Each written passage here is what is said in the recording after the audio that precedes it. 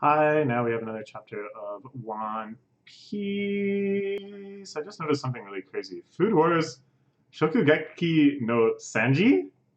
Sanji got like a special chapter of Food Wars? I don't know if I'm gonna read that, but whatever. Let me know if that's really good. I don't really like Food Wars, so it would have to be like really, really good. But if it is, maybe I'll check it out. Okay, so we, in the last chapter, found out some devastating news. After our little break to explore the happenings of the world, we returned to what was supposed to be a gigantic, inspirational fleet of the rebellion setting out to Onigashima. Um, all of the consolidated forces of minks and samurai and pirates alike, arm in arm, ready to go off to one of the hardest battles of their life.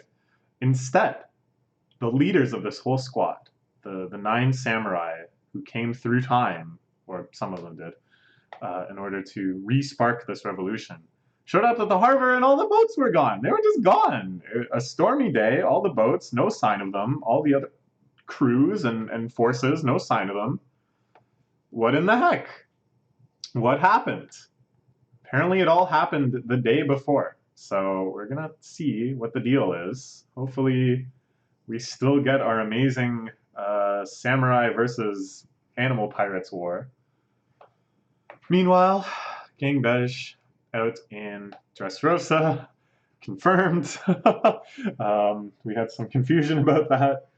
I just kind of misunderstood one of the cover arc things. They really are in Dressrosa, which is cool. The country scarred by battle. We can see, that's so haunting, the lines that the bird cage left on the ground, just bisecting the country and just all places, all of the buildings like kind of torn up and dragged into the town. There's a gigantic hole in the mountain from when Zoro was fighting Pika, I believe, or perhaps when Explosion Guy exploded it. The guy that has all that steampunk stuff on his face. So yeah, Beige, I don't know if he is a newsreader. I don't know if anyone in the Straw Hats was like, oh yeah, dude, we were just at Dressrosa. It was crazy. But it seems like he's still prepared for battle. Like he's showing up and he's surprised by how devastated it is. And he thinks that the enemy still may be here. I don't know. Or maybe he's like, yo, this place got wrecked. It's mine now. Everybody get your guns. We're taking over. Who can say? Who can say what's going on in his head? All right, let's read the chapter itself. 2 days before the battle. Our total manpower is 4,200. Kinemon praising everyone. Use your remaining time to travel and prepare. Let us meet at the promised port. Let's finish up enough ships to carry 5,000 men. They've got all the ships ready. They're moving them out. Everything seems fine to me so far. Hey, is there like a giraffe person in the crew? Do you see this? There's like a couple silhouettes in Frankie's team, the shipbuilding team, that look kind of interesting to me. But I can't really tell, because they're silhouetted. Maybe we'll see these characters in more detail later. But somebody looks like they have a giraffe neck. And there's also like some big round guy with a big stick. What's up with that? We're gonna meet up with her friends at Amigasa Village now. So we can leave on Sunny on the big day. So they're going all the way back to where the Wano arc began, where the Sunny has been stashed this whole time.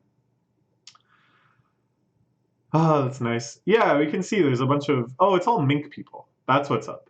It's a combination of Wano people and mink people. So that's what it is. That's what it is. There is a giraffe person. It's a giraffe mink. Awesome. Now let's wind up and sock the Animal Kingdom pirates right in the mouth. They're like, hey, we're animals.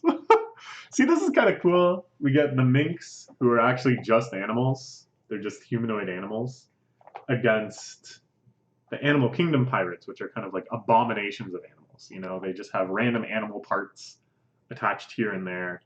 They use this like unholy fake devil fruit to achieve them, and that has all sorts of devastating side effects and stuff. It's nice. It's a nice natural conflict. We have the Wano prison camp. Man, it's really weird how Oda has chosen to depict this. Because it's like, these are genuinely exciting, rousing scenes, and yet we know this didn't come to pass. Like, I think it would be much more devastating to see all of this and then see Kinemon showing up at the port and everything is just gone, right? Don't you think? It's a little surprising. I wonder, is there something more? Is there some twist coming for this? They're waiting for the weapons, right? They've been collecting all the swords from the samurai graves, getting armor prepped up, cannons prepped up. Yeah, it's kind of cool. Yeah, the prison camp, all the security and stuff. Now they're going to turn it against them. It's satisfying. People gathering too earlier might draw attention. On a big day, the shogun's procession will go to the capital. From the capital to the harbor. Once they've left, the fire festival begins in the capital. So that's when they'll kind of sneak through. Look at all these characters, man. Every panel is just bursting with minks and samurai and like all these wonderful things. I really, man, if we get, I kind of wish just everything worked out. You know, I wanted to see the big triumphant scene with crew after crew of these rebellious heroes sailing off in ships, this one big united armada of all these different people. All right. So they're figuring them out. They got all their plan. Go back to Amigasa Village. This is the Tengu's armory, which I'm sure is some of the nicest stuff in all of Wano. Zoro already got his sword, but now they're getting some badass armor. I want to show this to Usopp. Aww, this is so cute. I love just the little personality quirks of all the crew and how they know each other so well by now. Kaido, if he tries to stop me, I'll slice him in two. Oh my god, they look cool. Look at this full samurai Luffy carrying a sword, which he has proven time and time again that he does not know how to use. That is only a liability to him, but he just keeps trying. He's slowing me down. Yeah, that's why your bounty is lower. He slices more off the cliffside. Oh my god, it's such a good visual gag. It's so like Looney Tunesy. It's so, despite Sanji just slices off the cliffside again. Imagine just being like a normal person in Wano though, and you're like going down to the beach to like scavenge for shellfish or whatever they have to do to live, and like, wasn't that cliff a lot longer before? Wasn't it like more, you know, cliff-like and not just like a slice? And then you come back the next day and it's like, it's definitely shorter again. Like, what is going on? Okay.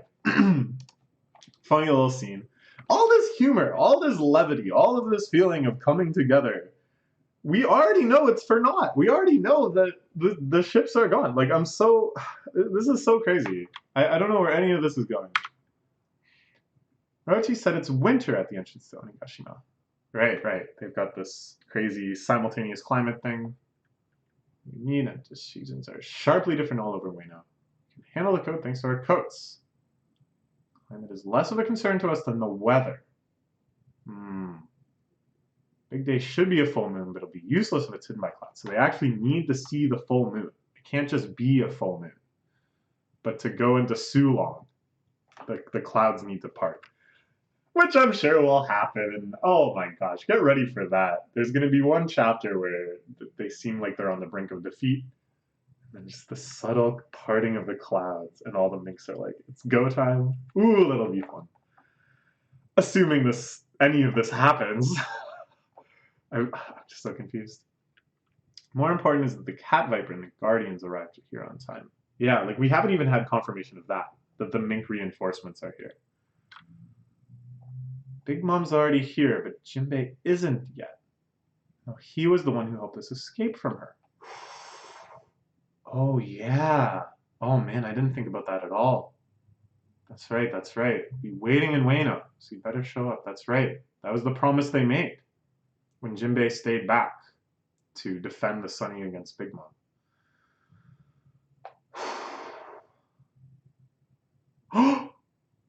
Wait. Maybe I got it. Maybe I got it. Maybe not. Maybe not. Maybe I got it. Okay. Hear me out. This would be nice, at least. We cut back, after all this, to Kinemon and the rest waiting at the harbor. What happened? It turns out nothing bad happened at all. There's just a new plan. And what happened is all the Fishman pirates, led by Jinbei, have coated the entire fleet of ships and hidden them underwater so that they can proceed all the way to Onigashima underwater. And just when Kinemon is about to sink into despair, all the ships pop up. Wouldn't that be good? I don't know. It's an idea. We'll see. What'll actually happen? We'll see. We're back in Ebisu Town. Yeah, this is where that Hold'em, that asshole, lives. And the big sumo guy was here before. Sure. Take part in the fire festival. At least buy some water to drink. Gosh. Oh, I really hope we take a long time celebrating in a liberated, free, bountiful Wano again. I really want to see this country in its glory, not just in its sadness. So, yeah, they're all kind of confused because the samurai are all out for the raid. The normal order in town has been disrupted, both for better and worse. Should we do? Ah, Otsuru, Kinemon's wife, stepping up.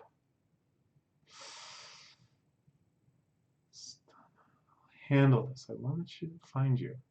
Bring us back to the Kozuki days. Yeah. Stuffing ourselves full before we died has been fulfilled. That's right. That was through Luffy's actions, bringing the gigantic barge of food. Sorry, it was the other town over that had the samurai fight and stuff. Night before the battle.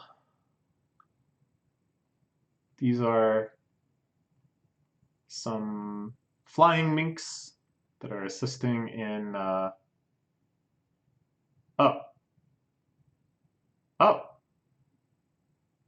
Oh, no, they're not. No, they're really not. Oh, no. So, yeah, these are parts of the Animal Kingdom pirate crew that have flying smiles and are attacking the Sunny, which is totally unmanned and unguarded right now. Oh. Uh-oh. Oh, no. So this is the big bridge between Ringo and Hakumai and between Kibi and Udon. All these central bridges that we've kind of seen throughout the series. No, I wanted my Jinbei theory. I wanted all the ships to come up out the water. Because, like, what are they going to do now? All the bridges are out. All the ships are gone. Orochi's plans are coming together. Even the Sunny looks like it's in jeopardy. Still not seen the samurai for myself, but we're to believe they flew here from 20 years in the past, from that burning castle. To believe without seeing their heads in person. To believe even with seeing them, I imagine. Another bridge goes down to Kuri and Udon. All these little subcontinents of Wano disconnecting themselves. You know it to be a joke, but the intel is solid. My words to be nonsense at your own peril. I have the power to act upon them. So, if I cut off all routes to Tokage Port, what will you do then? 4,000 men, very oppressive, but not one of them will arrive there. Oh, I wanted... Secretly, it was better than they could have imagined. But no, it's just as worse as they'd feared.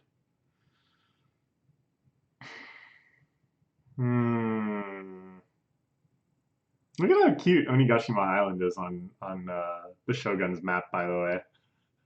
It's so cute. Okay. Jeez. So, things are just as bad as they seem. No one is here. No one can make it here. They have no boats. What the heck is to be done? They're trying to board these tiny little rowboats, just with the few people they have there. Kinemon is frustrated. Can't go on like this. Could be crying. Might not just be the rain. He's right, though. This is a once-in-a-lifetime opportunity. The fact that they have Udon, the fact that all of these people are here, and they don't think they can make it another year. Oh, man. Okobore town was burned to the ground. The village where his wife lives burned to the ground.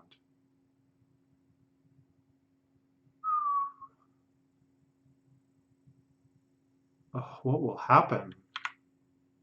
My wife was among them.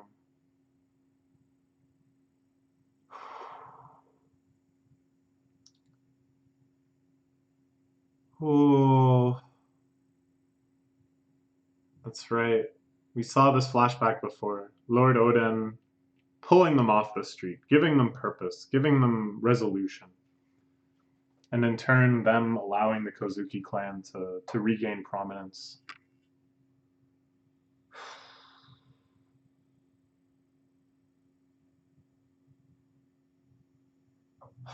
Man, what? This is so devastating. It's still so devastating. I was like, could have been more devastating. No, this is devastating enough. I need to worry about more devastating. Why, to the very last moment, we wish to be Lord Oden's samurai. Oh, oh. Centuries of isolation are deeply tied to the Kozuki clan existence, but eventually the time will come. The world will begin to shift, and before it does, you must open Wano's borders. And now we may begin the substantial Wano flashback that I knew was eventually going to come.